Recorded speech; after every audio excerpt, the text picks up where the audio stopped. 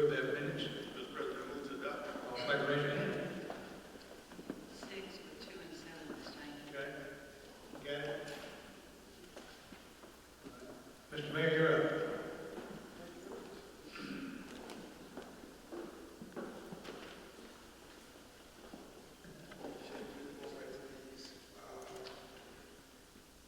Good evening.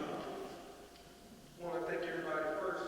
I want to thank everybody for all the work they've been doing this holiday season. I think so many good things have been taking place in this community.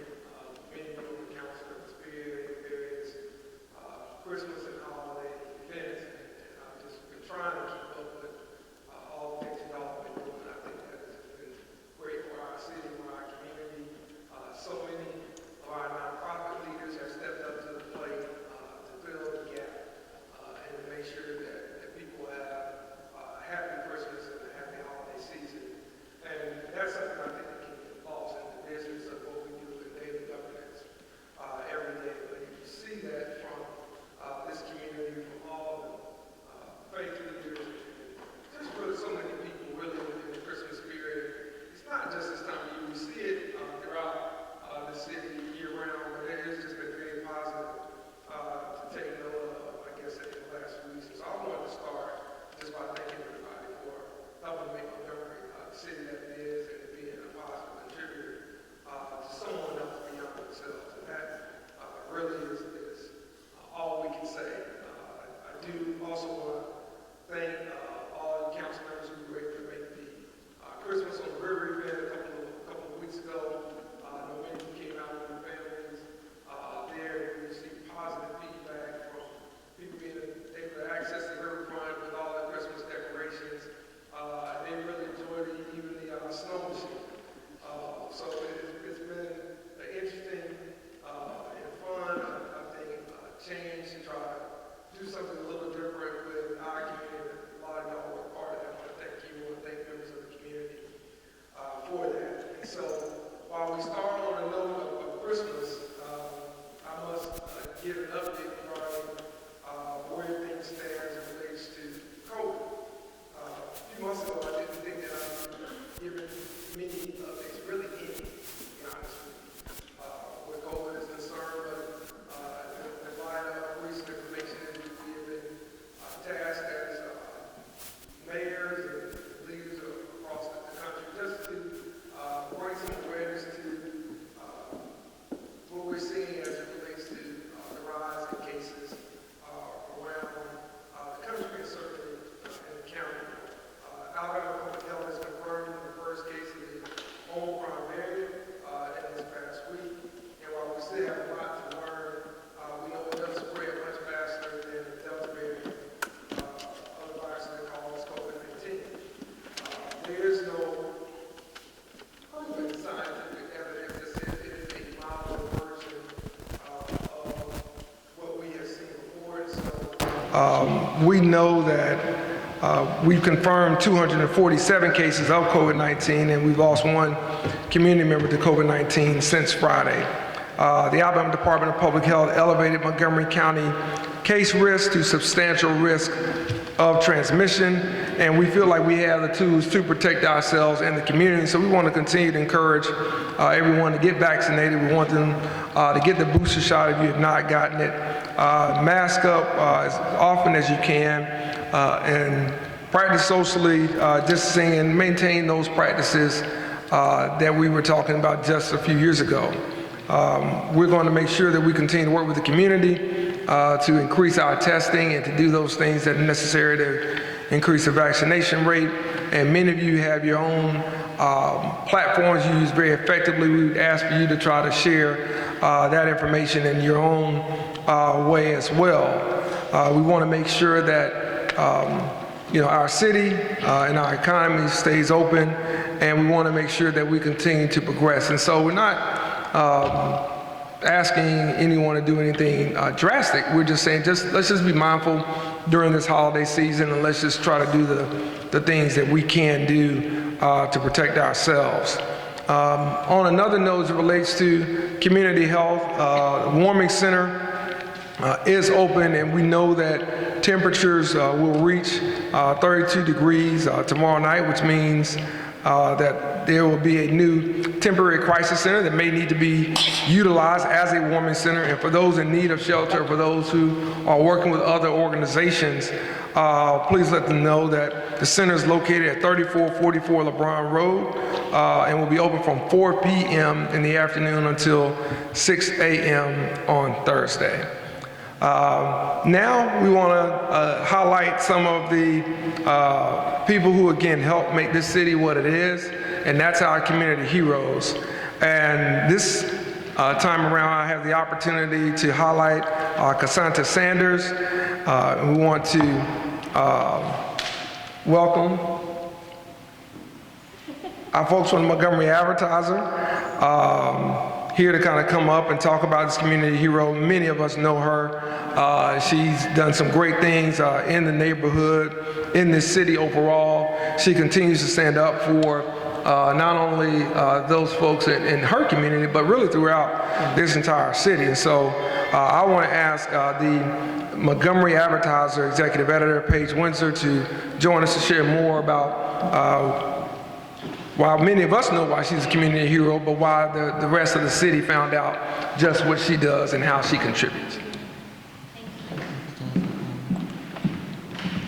Thank you, Mayor. Thank you, councilors. I always like to say a special thank you to Beasley Allen Law Firm. They sponsored this, this series for us, and it gives us a chance to really bring some positive works to light, which of course is wonderful to see. This is my first Christmas in Montgomery. It is a beautiful city, and I am very much enjoying it. And one of the things that has really stood out to me is the amount of pride that you see in so many of our neighborhoods. Cassandra, I spoke with her just before the meeting, and this is kind of the obvious gag, right? I said to her, "Are you Cassandra?" And she said, "It's Cassandra, like Santa Claus." And isn't it a perfect time of year to get to celebrate somebody who has such a giving spirit and has just done tremendous work? For those of you who don't know, Cassandra has been an energizing force for change in the neighborhood of King Hill. She has restored neighborhood pride by organizing community cleanup events, catalyzing a push to renovate and rename a community center in honor of the late Councilman Tracy Larkin. And she has formed partnerships with local and national groups to set wider revitalization plans into motion and starting to renovate houses on her own. Among those homes is Claudette Colvin's childhood home. Now, as you know, Claudette Colvin, before Rosa Parks refused to give up her seat, Claudette Colvin did the same. And not too long ago, like just in the last week or so, Claudette Colvin's record was expunged from her arrest during that time. And Cassandra was instrumental in making that happen. But I want to say something too about the importance of developing those kind of partnerships. They really make all the difference, and not just anybody can do that. It's really a skill that is to be celebrated, especially when it brings such good to the community. So for all you do in Montgomery, but in particular the things that I just raised, we present to you the Community Hero Award for November. I'll ask her to say a few words.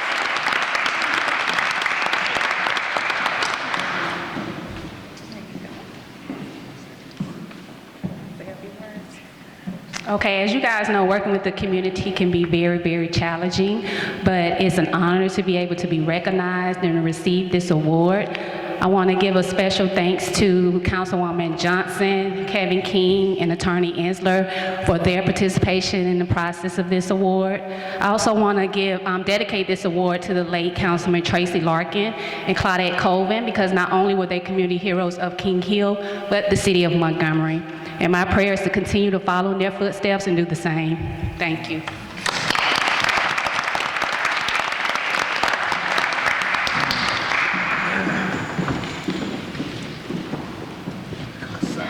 Congratulations.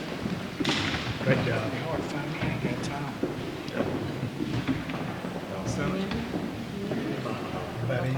All right, everybody.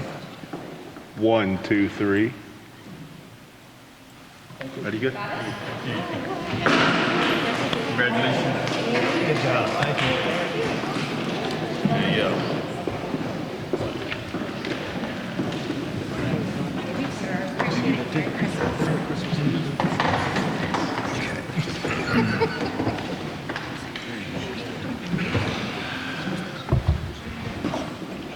Again, we want to just thank Cassandra for all of her work that she does. And we certainly want to thank Beasley Allen for supporting the Montgomery Advertisers Community Hero Project this year. All of these are exceptional individuals who do great work, who aren't elected, aren't appointed, they just do the work. And they do it because it's in them to make a difference, it's in them to serve in their space where they are. And these are really people who are changing this city house by house, street by street, block by block. And so we owe it to them just to really say thank you. I'm going to move on to just a couple of other items, but there are items that are important. I just want to make sure that we're sharing this and we're being as transparent as we can. I want to give a update regarding the Chief of Police search. This search has been a very thorough search, and there's been one that has been very, very broad. We have received over nearly 100 highly qualified applicants across the country, from Virginia to Illinois, Michigan to right here in Alabama.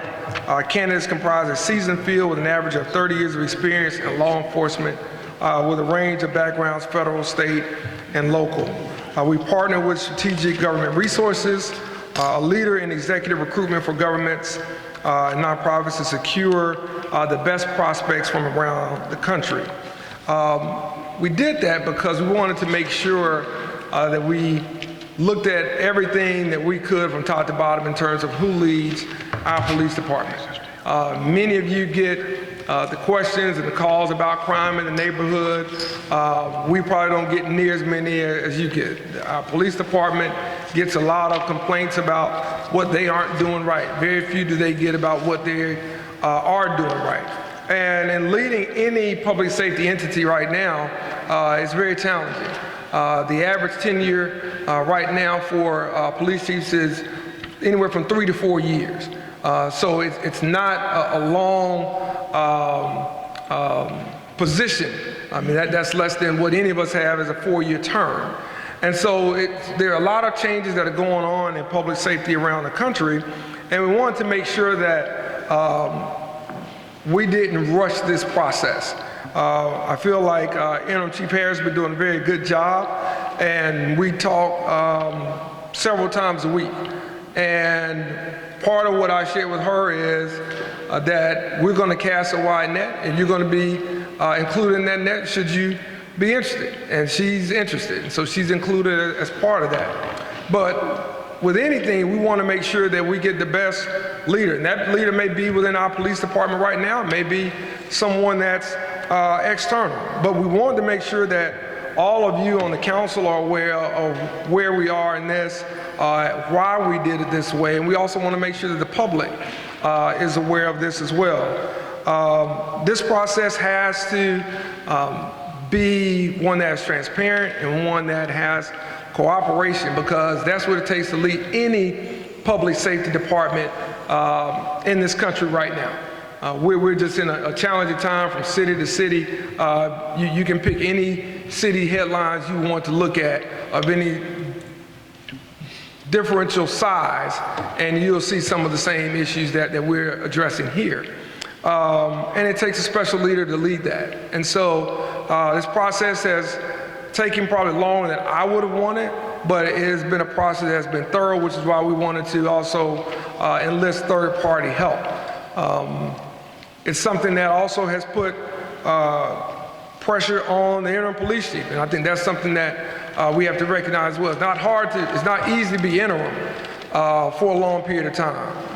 Mr. President, you were mayor between the special election. I'm sure you know a little bit what that is like when you're kind of temporary. It's kind of tough to be in there. You're superintendent of education, it's the same thing. It's no different as a police chief, but we want the public to know that the net has been cast, and now we've started to sort. Some of those fish we've already started to throw back. Some of them we're going through right now. And in January, we'll be very aggressive in bringing forth those folks that we believe are finalists. And so we want to get the community buy-in. We want to hear from law enforcement. We want to hear from those that are both active and retired. We want to hear from the council. We want to make sure that everyone has some feedback in this, because this is probably the most important appointment that any mayor will have in their tenure. It's not the chief of staff, it's not the economic development director, it's not any of those other positions. It is the chief of police. And it's even more so in this climate that we're in right now across the country. And so I wanted just to share that update with the entire council, but also with the public at large, so you know kind of where we are and what to expect after the new year. So make sure you're tuned in January, because we'll be bringing back a list of finalists for us to evaluate and for us to have discussions about how we move forward to creating a safer community and how to build that community trust as we do that. And we hope to move expeditiously at that point to where we can name someone shortly thereafter. So that's the update on the search for the police chief. And that now leads me to our next topic, and that is a topic that we have discussed. And I know many of you have asked about also of violence prevention, and tonight we're eager to introduce you to our new director. This person will work in tandem with the police department. He will work in tandem with the community. They will work to be proactive with our schools and with our faith leaders and a lot of our grassroots leaders to see about how we can break the cycle of some of our residents coming into contact with our law enforcement agents. This department will address the root causes of crime where our police department cannot.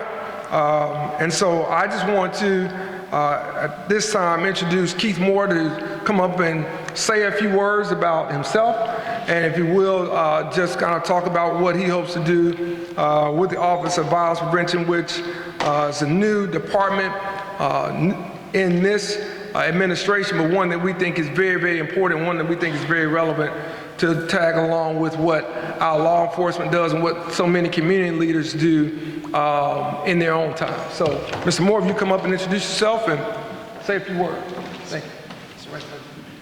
Good afternoon. We're certainly blessed to be here this afternoon. We're certainly concerned about our city and excited to be serving the city in this capacity and the citizens of Montgomery. Just a few weeks ago, I sat at Baptist South with a mother who had lost a 16-year-old kid and held her hand and cried alongside her. And I think that's the type of compassion that we're going to have to build into this process, that we all care enough, to care for one another. And so we're here to serve this city and serve this administration to make sure that we do all the things that we need to do to reduce the violent crime in our city. Certainly understand that these are trying times. We have what I like to call pandemic PTSD. Tensions are high, frustrations are high. But I do believe that if we work together as a cooperative, and the challenge that I would issue to Montgomery is that we all be players in the solution. We need it in legislation, we need it in government, we need it in families, we need it in schools, we need it in the faith-based community. I sat with some faith-based leaders earlier today, along with the Montgomery Police Department, with local pastors and imams from the local area, talking about how we can come together and build this 6-lane highway all headed in the right direction. And so we're here to be that uniting force in how we serve this community and we begin to reduce the violent crime in our city. So we certainly thank God for this opportunity, and we thank our mayor, we thank the city of Montgomery for allowing us this opportunity to serve. Thank you. Very good. Thank you. Welcome aboard.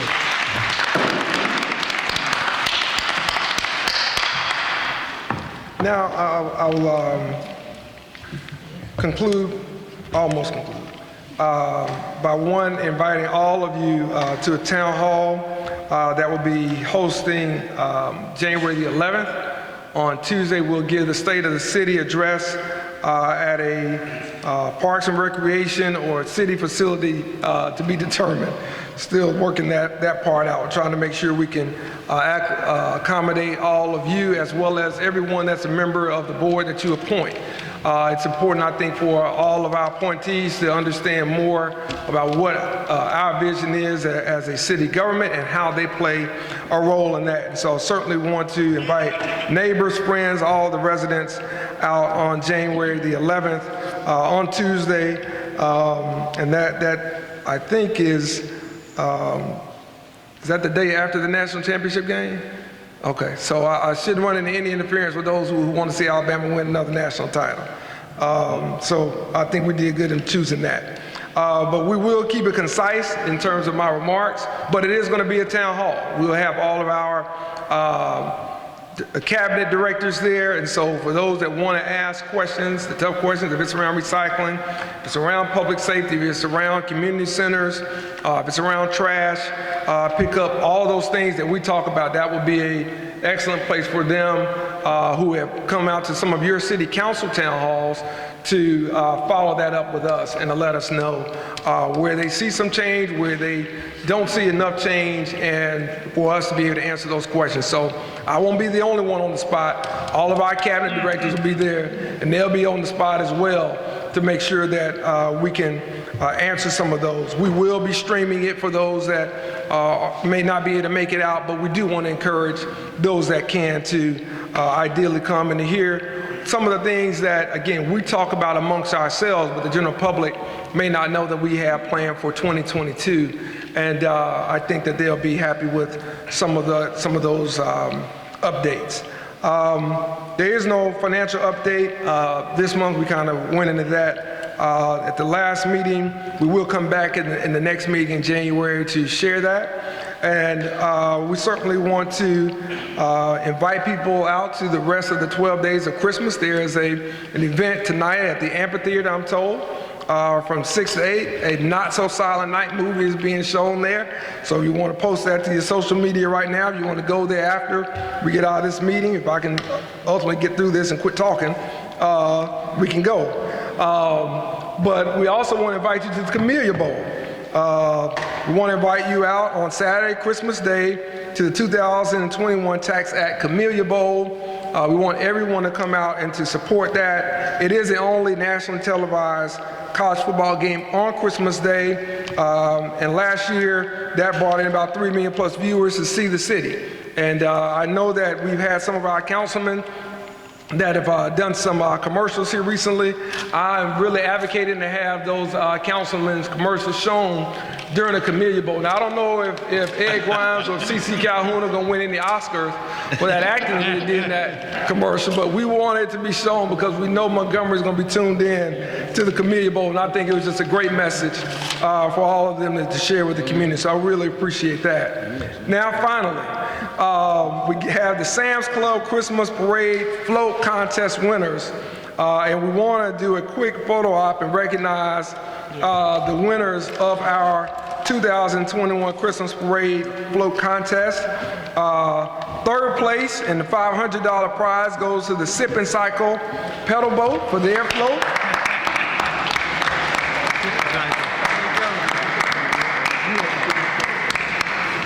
Thank you so much. We'll get it up. Don't give your award speech just yet. We're not there yet. Just stand on up there. We'll get it to you. All right. You don't want this to be your first and last time. Second place and $1,000 prize, Murphy Family Restaurants, McDonald's.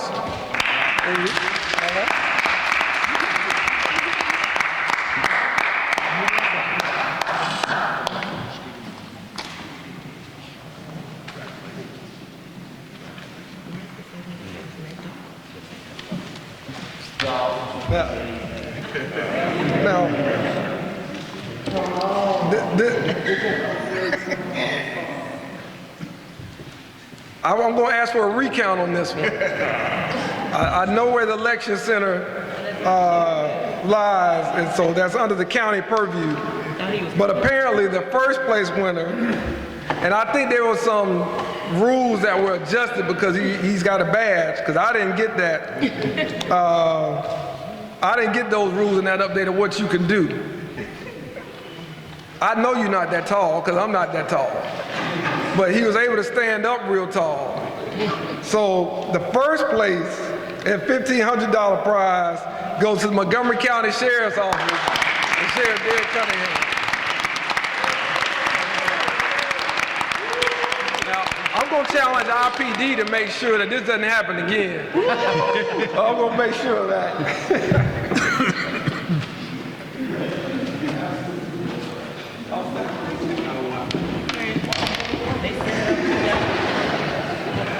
Recount. Recount, yeah. Get a photo, we're going to show it.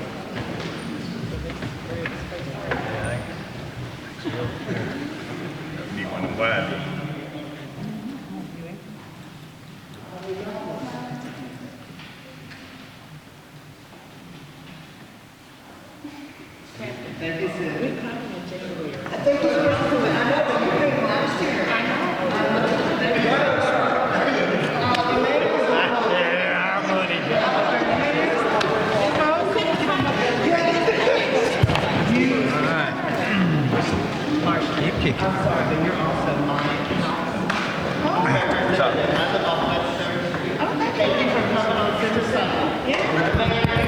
Thank you so much. I appreciate it.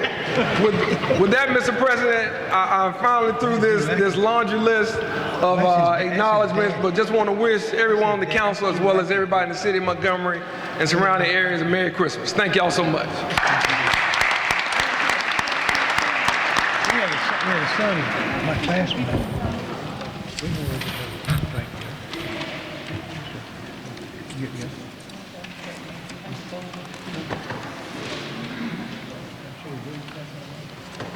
Whatever. Okay. Madam Clerk, there was one other thing here. We had a MPO resolution. The Senate's on my desk here. What do we need to do with that, Mayor?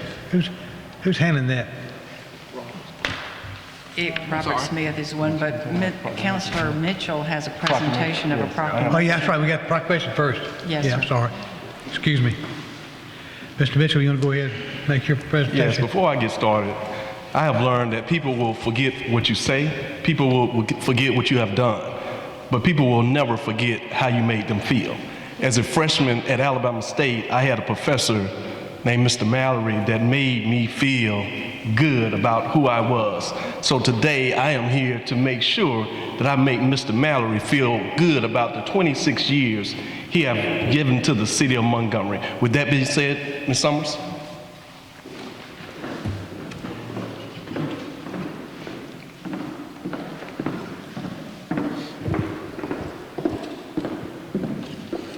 Thank you.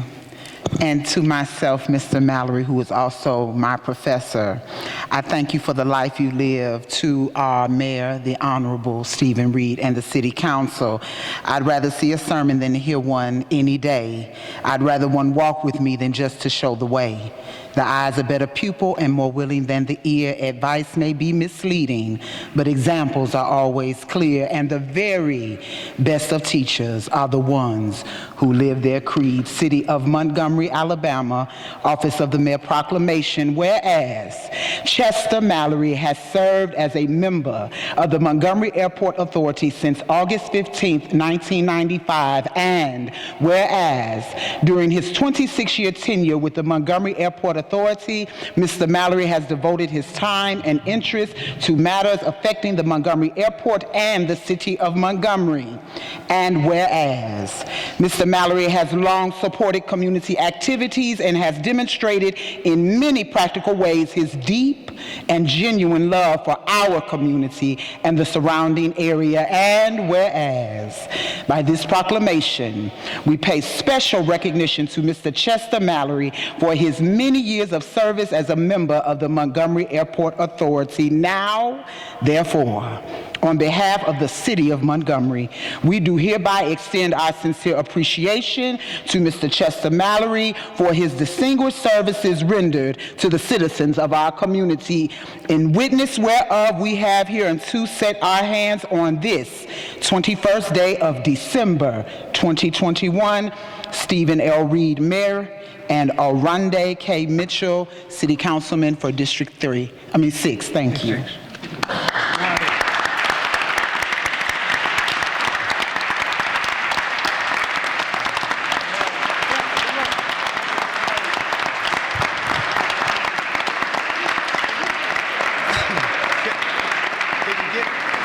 Let's have a picture, Chester, up here. Can you come up, Chester? Let's go down there. Let's go down. This is worth it. Let's go down. Go down there. Mr. Mallory, do you want to say, please come to the mic for me, Mr. Mallory? Come on, sir. Thank you. And here, Yes, sir. And then we also have some members of the airport authority here in reference to Mr. Mallory. You want to come up here, we'll take a picture of it. Chester, you want to speak? Yes. I knew you wanted to speak. You couldn't speak. just a few words, and I appreciate it. You got it. Go ahead. First, I thank, Councilman Mitchell there. I knew him when he was an embryo, from his mom and friend and that. And I thank the city council for giving me this great honor. And there's another person here who, I think in 1995, appointed me to the airport board, and he is here tonight, and that's former Councilor Lou Hammond. So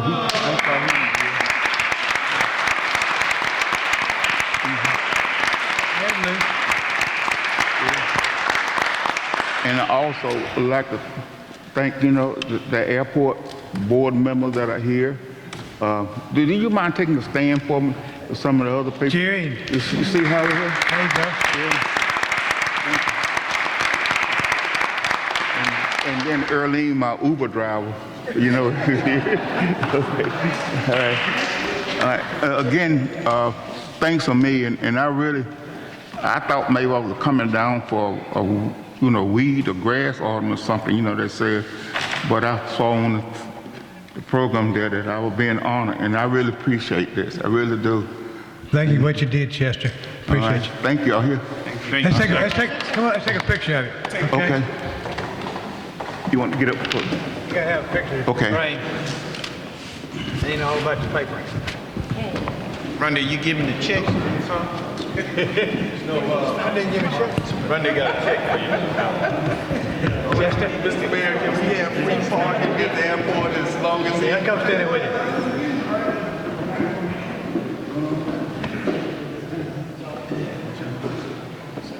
All right. Everybody, 1, 2, 3. Great. Very good. Thank you, Mr. Mallory. Thank y'all. Good to see you.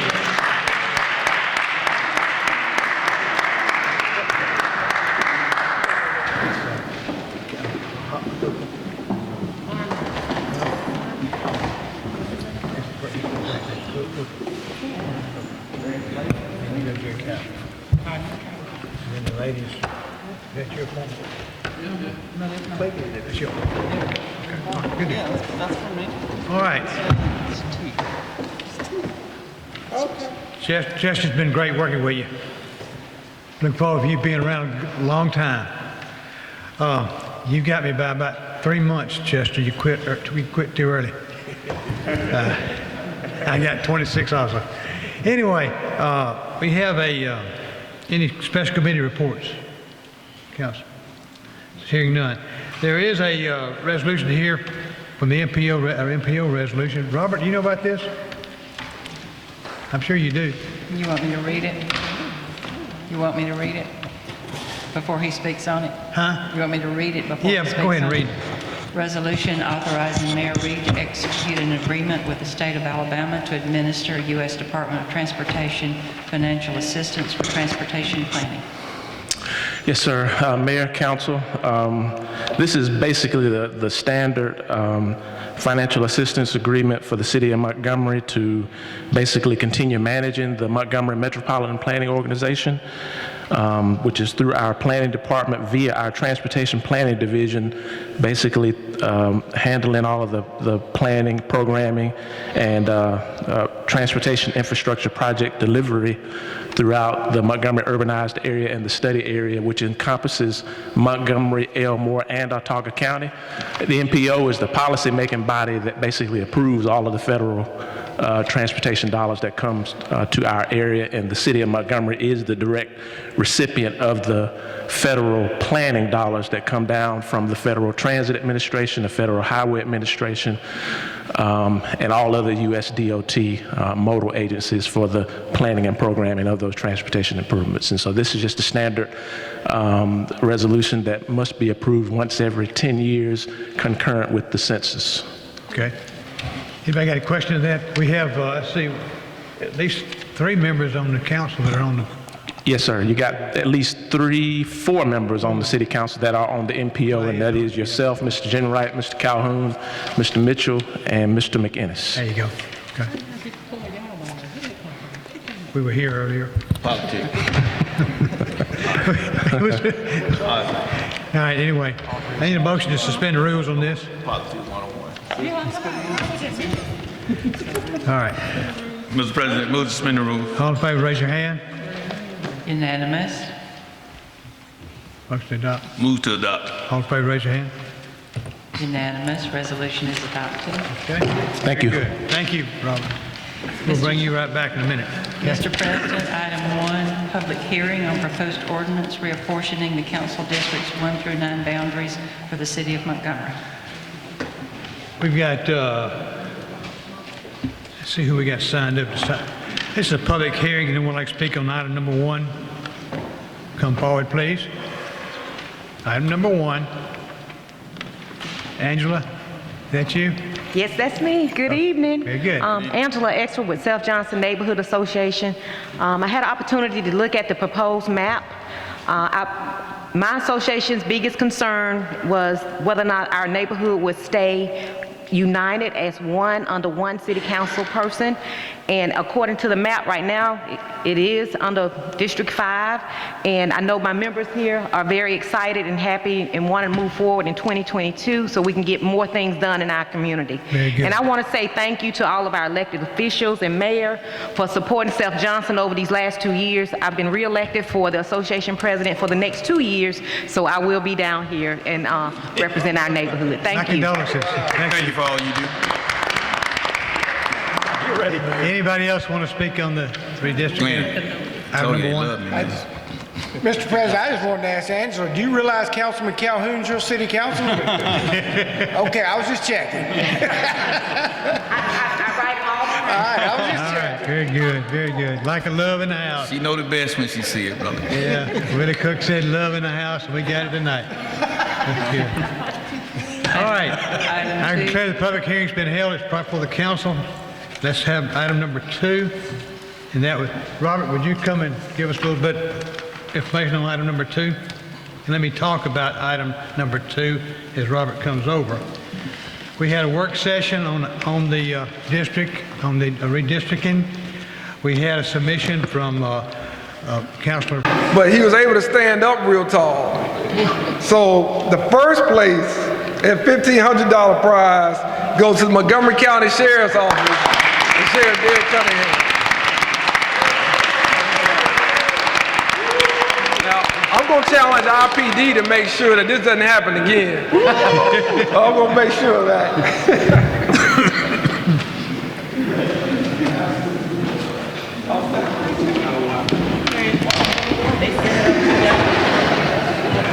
Recount.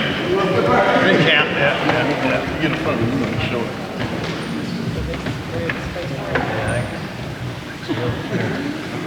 Be one of them wide.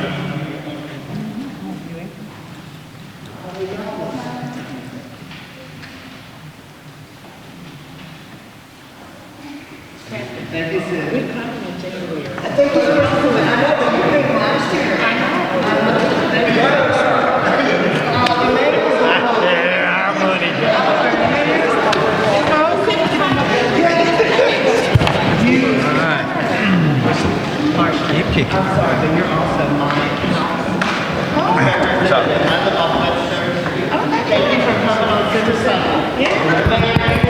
Thank you so much. I appreciate it.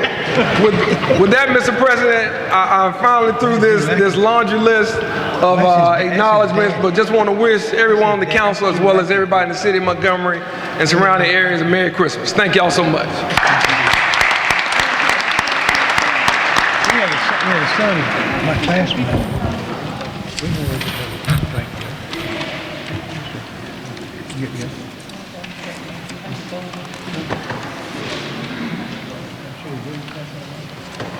Whatever. Okay. Madam Clerk, there was one other thing here. We had a MPO resolution. The city's on my desk here. What do we need to do with that, Mayor? Who's handling that? Robert Smith is one, but Councilor Mitchell has a presentation of a proclamation. Oh, yeah, that's right. We got the proclamation first. Yes, Yeah, sir. I'm sorry. Excuse me. Mr. Mitchell, you want to go ahead and make your presentation? Yes, before I get started, I have learned that people will forget what you say, people will forget what you have done, but people will never forget how you made them feel. As a freshman at Alabama State, I had a professor named Mr. Mallory that made me feel good about who I was. So today I am here to make sure that I make Mr. Mallory feel good about the 26 years he have given to the city of Montgomery. With that being said, Ms. Summers.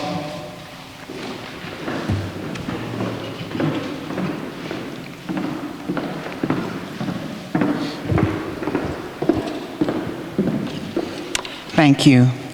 And to myself, Mr. Mallory, who is also my professor, I thank you for the life you live. To our mayor, the Honorable Stephen Reed, and the city council, I'd rather see a sermon than to hear one any day. I'd rather one walk with me than just to show the way.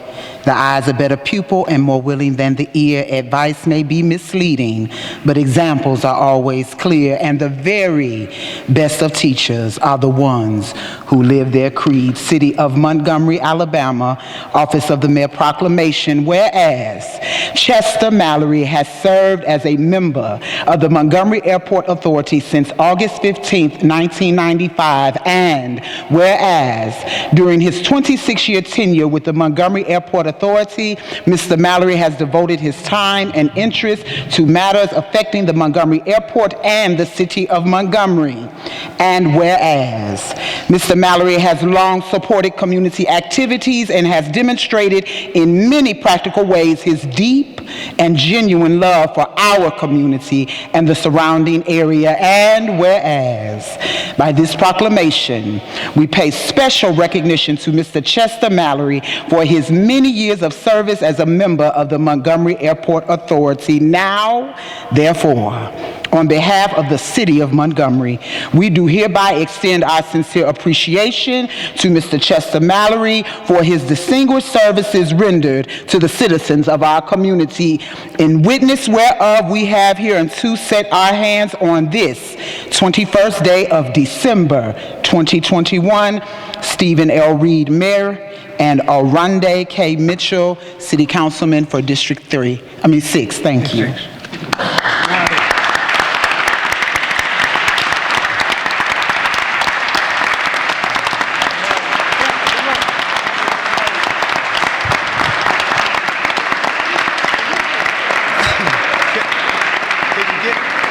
Let's have a picture of Chester up here. Can you come up, Chester? Let's go down there. Let's go down. Yeah, this is worth it. Let's go down. Go down there. Mr. Mallory, do you want to say, please come to the mic for me, Mr. Mallory? Come on, sir. Thank you. And here? Yes, sir. And then we also have some members of the airport authority here Yeah. in reference to Mr. Mallory. You want to come up here, we'll take a picture of it. Chester, you want to speak? Yes. I knew you wanted to speak. You couldn't speak. Just a few words, and I appreciate it. You got it. Go ahead. First, I thank, Councilman Mitchell there. I knew him when he was an embryo, from his mom and friend and that. And I thank the city council for giving me this great honor. And there's another person here who, I think in 1995, appointed me to the airport board, and he is here tonight, and that's former Councilor Lou Hammond. So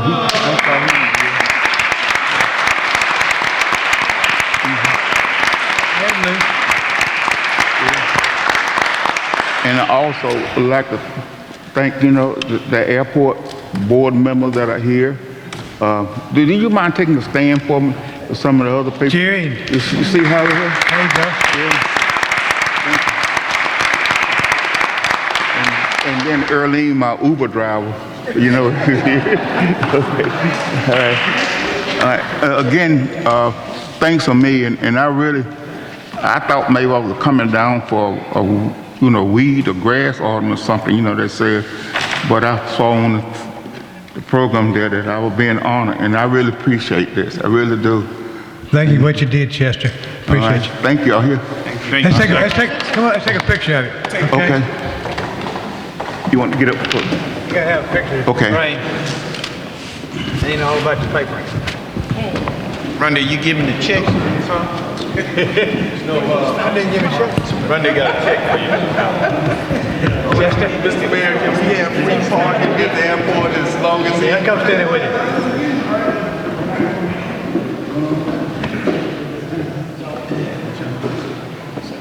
All right. Everybody, 1, 2, 3. Great. Very good. Thank you, Mr. Mallory. Thank y'all. Good to see you.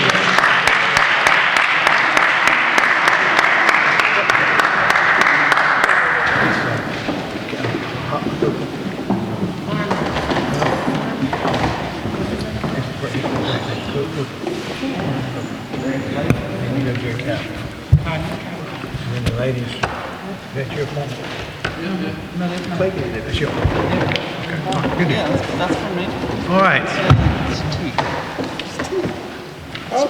Chester's been great working with you.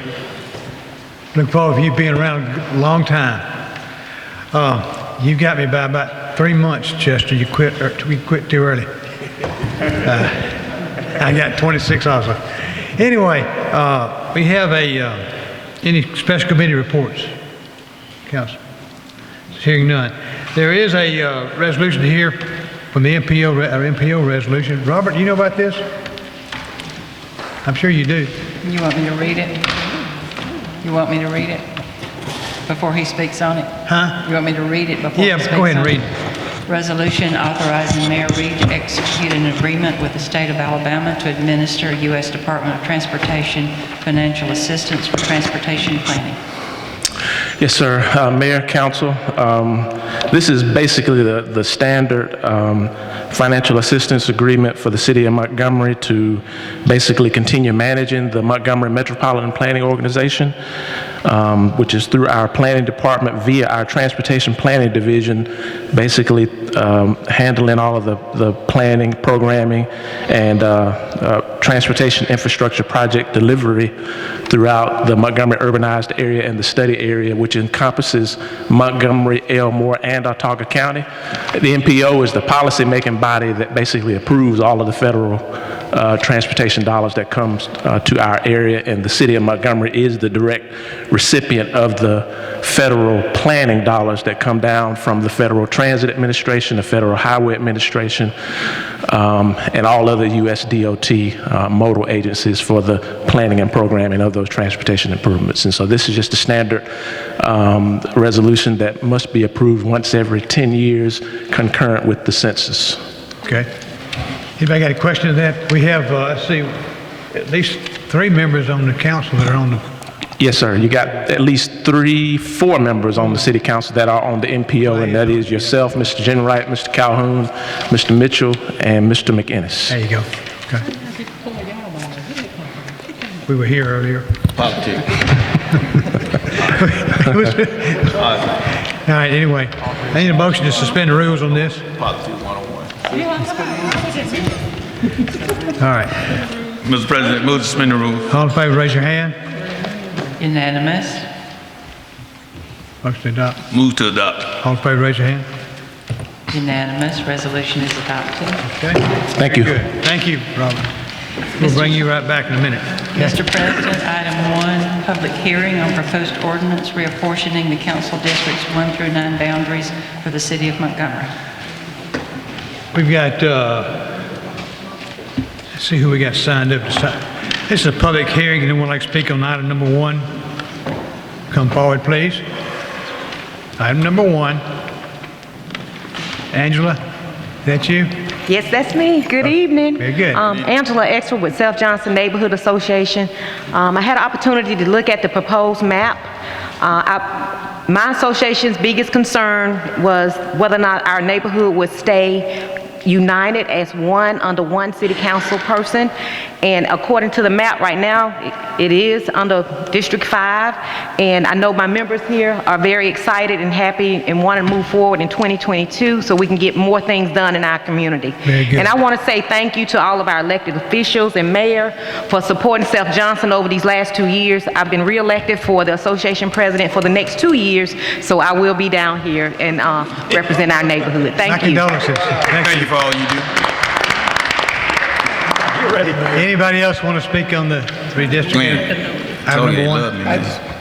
Mr. President, I just wanted to ask Angela, do you realize Councilman Calhoun's your city councilman? Okay, I was just checking. I write all the All right, I was just All checking. right, very good, very good. Like a love in the house. She know the best when she see it, brother. Yeah, Willie Cook said love in the house, and we got it tonight. That's good. All right, I declare the public hearing's been held. It's proper for the council. Let's have item number 2.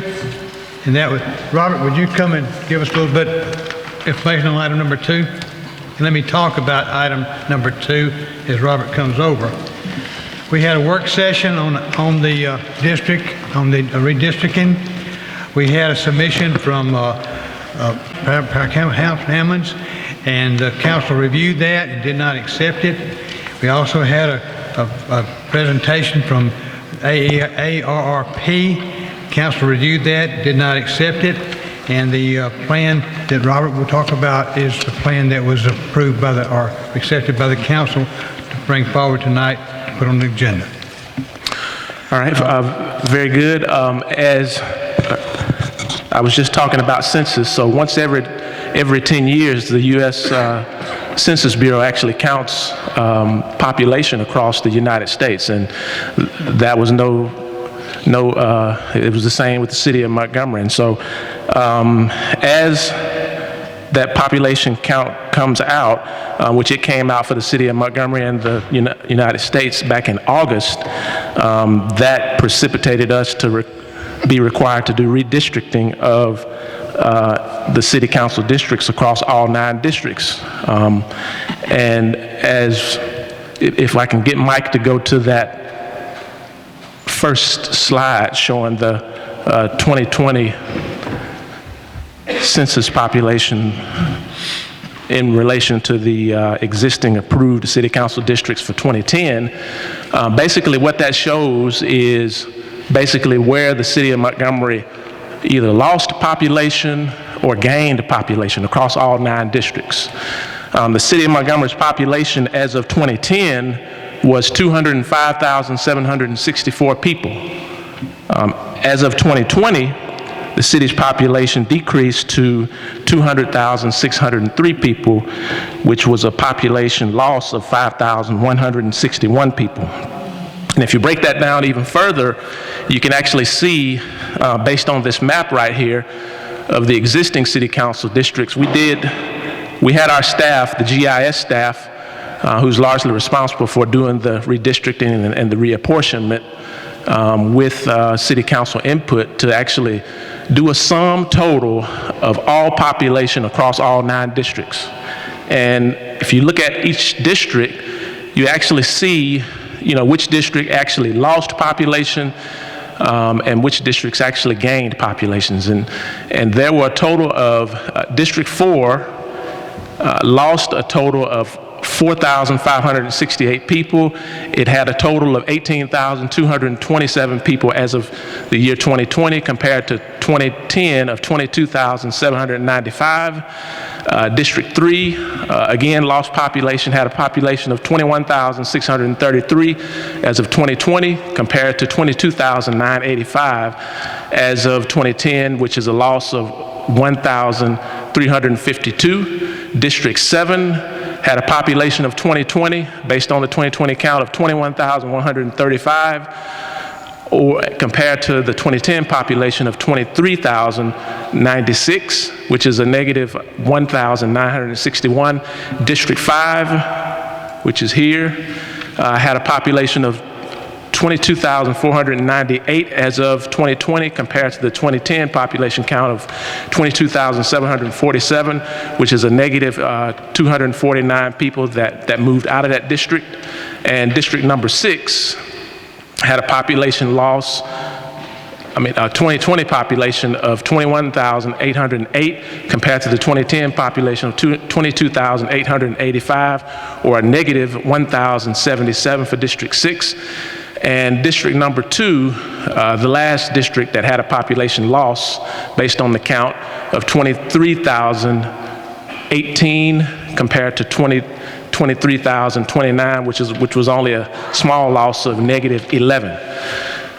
The districts that actually gained population that did not lose any people were district number 1, which had 22,806 compared to 22,590 as of 2010, which was a gain of 216 people. District number 9 had a 2020 population of 23,440 compared to the 2010 population of 22,811, which was a population gain of 629 people. And district number 8 had the largest population gain compared to 2010 to 2020 of 26,038 people as of 2020 compared to 22,826 people as of 2010, which was a gain of 3,212 people. So based on what this map looks like in the losses and gains, this precipitates the reason, gives us the reason as to why we have to reapportion population across the city. The city is supposed to have an equal amount of people within each district across all 9, and that ideal district looks to be about 22,289 people, and so that's the number that we basically strive to get each district to fall as close to within 1% to 2% as we possibly could get that population to be at. So that becomes the reason, and that's what this map actually shows. And amendment number 1, in which Councilman Jenwright introduced at your last meeting, basically achieved that, but each one of the council members had a chance to look at that, and they had some input based on your work session from the presentation. And the next map, if Mike will go to that, is basically the final draft based on city councilman's input, and which was, very minimum change across each district. So based on the redistricting with the edits, District 1 has a total of 22,109 people, compared to the ideal district size should be 22,289, so 22,109 for District 1. District 2 has 22,150. District 3 has 22,365. District 4 has 22,829. District 5 has 22,045. District 6 has 22,334. District 7 has 22,456. District 8 has 22,388.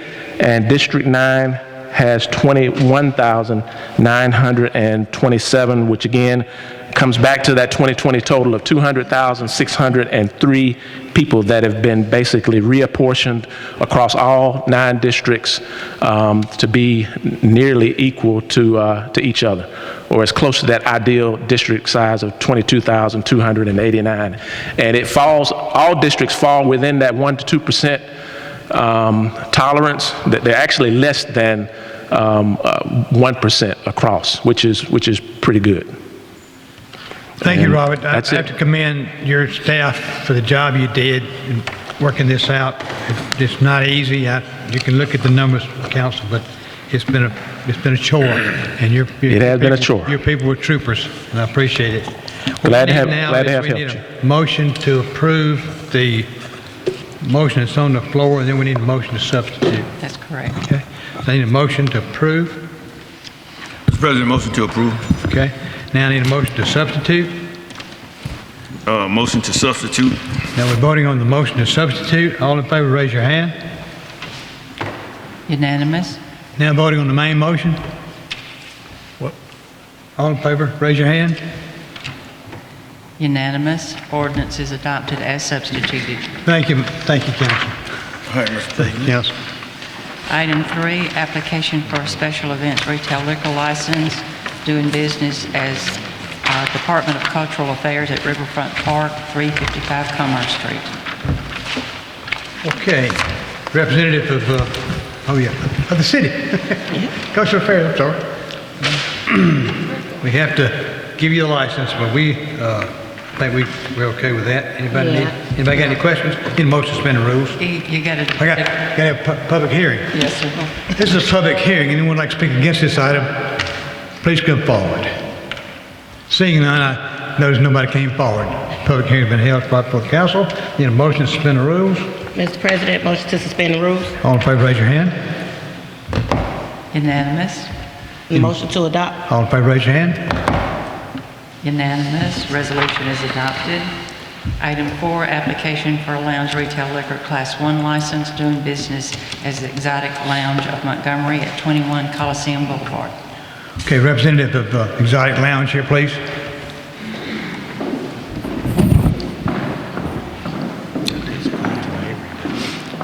Okay, you've got, I see Carlton Davery there. Shanana Helms, is that I'm sorry? your name, please? Quatisha Ziegler. Okay, Ms. Ziegler. And then your name, sir? Travis. Ziegler. Okay. And then I have a Helms, I believe, here that wanted to speak on this item. This is a public hearing. Anyone that want to speak on this item, please come forward. I ain't got to cover all that.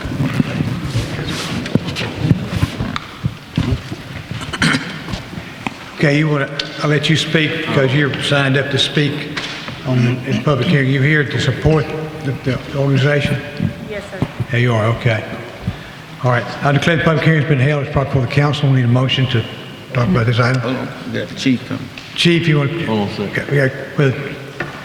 I'm gonna let the chief. Let the chief talk, yeah. And I got some concerns about it. Okay. Good afternoon. I just wanted to bring up that this is the particular business that we had issues with in the past with the advertisement of operating in the capacity of selling items, and not as a actual rental hall, but more of it as a club or an entertainment venue. And I think that's why we're back here today, so I just wanted to bring that reminder. There were some concerns at the last council meeting to make sure that all have been addressed with you all. Okay. I spoke with the Neighborhood Association president, Joe McGuire from Morningview Neighborhood Association. Said you talked to him, and he's got some concerns about having a bar or lounge. Actually, you and I talked earlier in the summer when y'all were fixing the place up and painting, and I was under the impression it was going to be like a restaurant with the ability to serve alcohol. I didn't know it was going to be like a lounge or a bar. The concerns I have is capacity, parking. We shut down the shack because of shooting violence. We denied a liquor store license across from the shack when they applied for that immediately. This isn't a neighborhood. We have Hope Inspired Ministries 2 doors down. And I'm just at a quandary why we can't come up with better business models than just open up a bar for a place to go get drunk. And you got 14 parking spaces there, and I don't know what you would do on a busy night, because I know John Lee isn't going to want you parking in his parking space, and I know Hope Inspired is going to want you parking in their parking space, or the Mental Health Authority over there is not going to want them parking in their parking space. But I would like to give the residents of Morningview a chance to come speak on this. They couldn't come tonight because of short notice. Half of them are out of town. A lot of them got stuff going on. And I'd like to at least carry it over to the next council meeting and give them an opportunity to come speak about it. But right now, they're not happy about it. Not only that, we've had the shooting on Biltmore. And you got a lot of elderly people that live in that area, and they're just like up to here with all the issues and the problems. Councilman Lyons, is it possible that we can maybe caucus outside of a city council meeting to see if we can talk and maybe get some of the issues resolved before coming before the council again. Is it possible that we can meet with the neighborhood association presidents and? Yeah, I would recommend reaching out to Joe McGuire and having a sit down with him, and maybe with some of the association members. There's also the Dalrata Neighborhood Association that's on the other side of Coliseum. But right now, as it stands from my conversation with him, it might be an uphill battle, but it's just at the end of the day, I just wish we could come up with a better business model than always going to open up a bar. I don't think that contributes anything to the community at all. Could you help facilitate that with the neighborhood presidents? She's got his number, but I can. That'd be Actually, fine. I spoke with him Mr. yesterday. McGuire. I spoke to Mr. McGuire. I tried to speak with him. He was not, like you said, he did not want to really speak with me. And then as far as Mr. I don't know his name, but he was the Morning View, Mr. McGuire. But the other guy, he actually refused to even give me his contact information and did not want to speak with me at all. Which guy? For Dalrata. That's a lady that. Whoever it was. I got the information from Miss Tanya in planning, zoning. I think that's what it is. Miss Blaylock, was that Tanya that we were speaking with when I was in your office? Yes, ma'am. Okay, so Tanya, I have an email from Tanya saying that the Dalrata person did not want to speak with me in regards to the situation. I was able to speak with Mr. McGuire. He did not want to carry on the conversation. Well, I mean, again, you got an area of the shell shock. I mean, it's been, with the violence and the crime issues, and in their mind, they're like, what good is a bar serving alcohol with people there all kinds of hours? How's that going to help the community? There's several other businesses like that one in that area. I mean, there's one, the New Moon Bar and Grill. Then there's actually Where's that? a gaming tavern that does the same thing. And of course, she's taking the steps to go ahead and get everything established as far as getting security in place. She's got the parking thing worked out already. I think if we could sit down and talk maybe with the neighborhood president. What parking thing have y'all got out worked out? Well, she'll use what she has. The 14 spots she has available is what she'll use. I also have a letter from the gas station owner that's next to us that is totally in agreement with the business. He does not have any objections against it. The Shell station on the corner of Atlanta Highway? Correct. Is he going to let y'all park in this parking lot? Correct. And this is the What's that letter. going to do with traffic coming in and out and getting gas and shopping if his parking lot's slammed full? This is eerily similar to the Macklemore Road liquor store. I mean, it's comparable, and it passed. And I mean, she's taking the steps to do everything she can do to get everything. The concerns alleviated with the residents in that area. I think she would appreciate it if you could help facilitate a sit down. I think what you want to do is carry it over. Yes. Okay. You We're also going to need- carry it over in the next 2 weeks. Need to talk about it. You also need to get hold of Forest Hills. They got concerned right across Atlanta Highway. There's Sue Grimmick over there. Want to meet with you too. Mr. President. Yes, Chief. The one thing I wanted to say for this item and the next one that's on the agenda is what we ask from public safety is that they are granted a license at any time, that they operate as responsible business owners within the city of Montgomery based on their license status, based on whatever the municipal ordinance requires for a rental hall entertainment venue, and not outside of those or not under any false pretenses of anything else that they may be licensed under. And that's one of the things that we also want to encourage them to be educated on what they're getting a license in. And I know that's going to be an item that'll come up, but that's one of the things that we definitely want to make sure that's heard loud and clear from the Montgomery Police Department public safety standpoint is if you get a rental hall license or any license, operate within the status of what you're getting licensed for, not anything else. Whether it's social media advertisement or word of mouth, we want them to be productive members of society, but also in the status of their license. But we did have an unusual advertisement for this location some time back. Yes, sir. Okay. Okay, we'll carry it over 2 weeks. The other question, what's the capacity, the number of persons or patrons of this? It's 115 available for, according to the city of Montgomery. I don't know how in the world we're gonna get 115 people in there, Elaborate on what 14 you said. parking We're not applying for an event center license. We're actually applying for the lounge. The place has been a lounge for 52 years, so that's what we're applying for. Good. And also what I would like to add to that is encourage you all, if you are granted your license, to be active participants in the club owners meeting. Yes, something ma'am. that we have with the city of Montgomery. Ms. Blaylock All right, we're going to carry this over 2 weeks, have your conversation in the next 2 weeks, and then we'll come back to the first meeting in January and address it, okay? Okay, so just to be clear, Mr. Lyons, you're gonna respond back to my messages and call me back? Would you email me? It's my name at gmail.com, and then I'll loop you in and reply with Joe McGuire and the Delrata Neighborhood Association leader, and that'll get the ball rolling. Okay. Okay. All right, next item. Item 5, application for a business license for a rental hall event center doing business as Elevated Events at 3645 Debbie Drive. You okay with that? Yeah. Hello, my name is Vanessa Ivy. Okay. My name is Deidre Williams. Do we need a public hearing on this? No, sir. Okay. Need a motion to suspend the rules? Mr. President? Yes, sir. I just want to speak to the owners. I talked with them about their plans after our last meeting, and they convinced me that they're going to operate by the rules for kids' parties and those things of that nature. So I'm fine with this, and move to suspend the rules. All in favor, raise your hand. Unanimous. Move to adopt. All in favor, raise your hand. Unanimous. Resolution is adopted. Good luck with your business. Good luck with your business, ma'am. Thank you. Thank you so much. Item 6, resolution appointing Rob, how do we pronounce that? Hesse to the Montgomery Historic Preservation Commission. Yes, Ms. McGinnis, Yes. need a motion to suspend the rules? Motion to suspend the rules On the rest of the agenda, on the rest of the agenda. all in favor, raise your hand. Unanimous.